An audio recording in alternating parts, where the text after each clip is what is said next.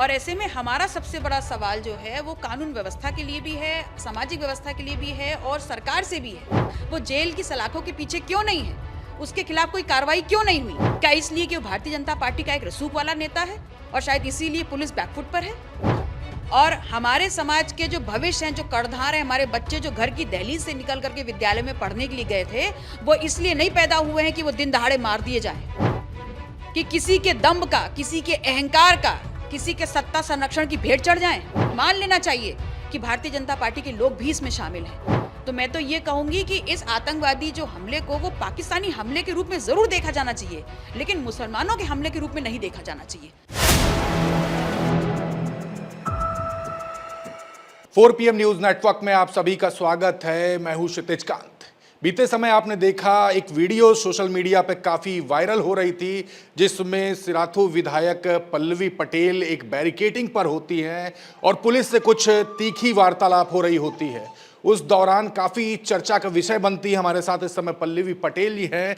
आप बनारस पहुंची थी, प्रधानमंत्री नरेंद्र मोदी को घेरने का काम कर रही थी, लेकिन वहां पर आपको रोका तक गया। हेमंत पटेल की वहां पर कॉलेज में हत्या तक हो जाती है, लेकिन अभी तक कोई कार्रवाई नहीं। 22 तारीख की घटना 28 आज हो चुकी है।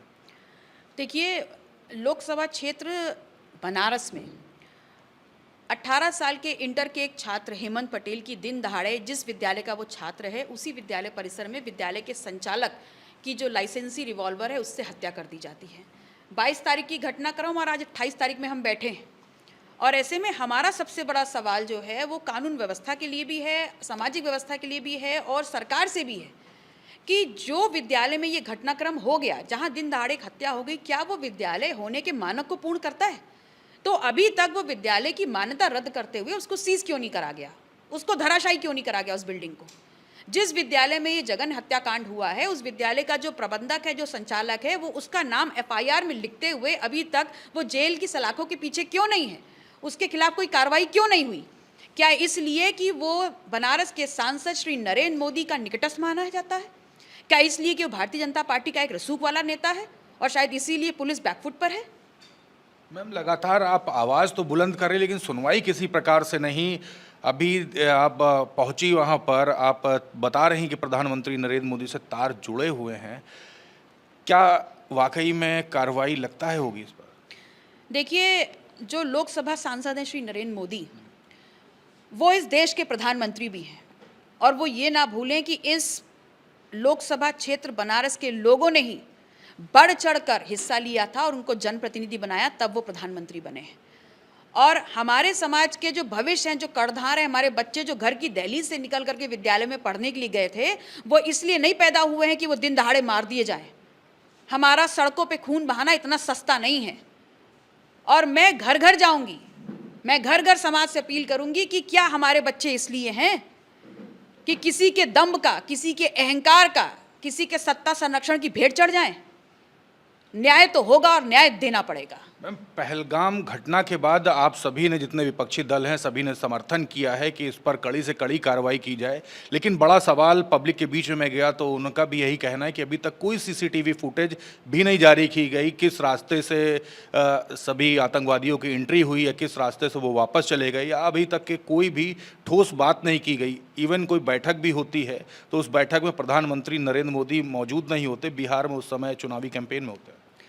देखिए, पहलगांव में जो घटना हुई है, निस्संदेह उससे हम सभी 135 करोड़ जो भारतवासी हैं वो आहत हैं। सभी एक दूसरे से कनेक्टेड महसूस कर रहे हैं और निस्संदेह एक बड़ी सुरक्षा में चूक है। इस पे जांच होगी भी। मैं इन बातों में नहीं जाना चाहती किसकी वजह से हुआ, कैसे हुआ, ये जांच का विषय है, जांच होगी भी ज़रूर। लेकिन अभी जो सबसे अहम है वो इस बात का है कि एक तो 35 करोड़ जो लोग हैं भारत के, और हम सब भी पूरा समर्थन दे रहे हैं, पूरा अधिकार दे रहे हैं भारतीय जनता पार्टी को कि जो इस आतंकवादी घटने में शामिल है पाकिस्तान, उसके खिलाफ आप कड़ी से कड़ी कार्रवाई करिए, आर पार की लड़ाई लड़िए, हम सब आपके साथ हैं। और खुद जिस हिंदू धर्म की बात भारतीय जनता पार्टी करती है और बार बार उसको अपने रामबाण की तरह इस्तेमाल करती है, उसी हिंदू धर्म के सबसे बड़े जो आचार्य हैं, गुरु हैं, शंकराचार्य, वो भी तो यही कह रहे हैं कि अगर भारतीय जनता पार्टी पाकिस्तान के खिलाफ आर पार की लड़ाई नहीं लड़ती है, वास्तविक लड़ाई का घोषणा नहीं करती है, तो ये मान लेना चाहिए कि भारतीय जनता पार्टी के लोग भी इसमें शामिल हैं। तो मैं तो ये कहूँगी कि इस आतंकवादी जो हमले को वो पाकिस्तानी हमले के रूप में ज़रूर देखा जाना चाहिए, लेकिन मुसलमानों के हमले के रूप में नहीं देखा जाना चाहिए। अपने हिंदू समाज के लोगों से भी मैं कहूँगी कि खुली आंखों से खुले कान से इस बात को भी गौर फरमाएं।